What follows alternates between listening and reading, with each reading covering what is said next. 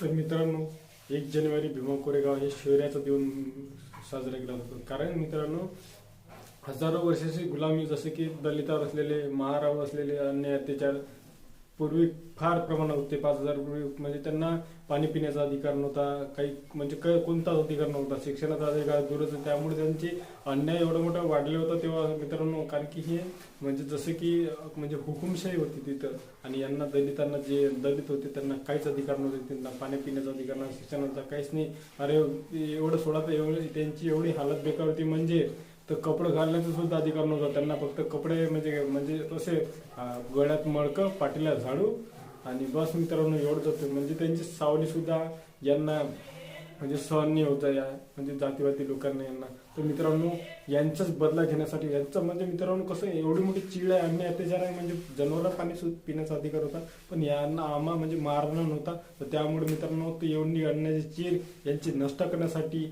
महार, 500 महार आणि 28,000 पैसे यांना नष्ट करत मित्रांनो.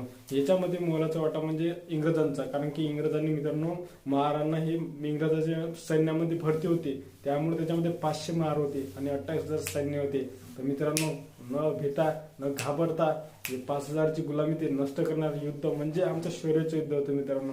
कारण की तेव्हा अस्तित्व निर्माण झालं मित्रांनो. कारण की यांना सांगत होतं की आम्ही की कमजोर नाही, आम्ही शिक्षणामध्ये किंवा शिक्षणामध्ये, युद्धामध्ये, कशामध्ये कमजोर नाही, फक्त आम्हाला दाखवून द्यायचं होतं आणि आमचं अस्तित्व काय आहे ते निर्माण करायचं होतं मित्रांनो. एवढं सांगतो तुम्हाला आणि रजा घेतो. धन्यवाद मित्रांनो, थँक्यू.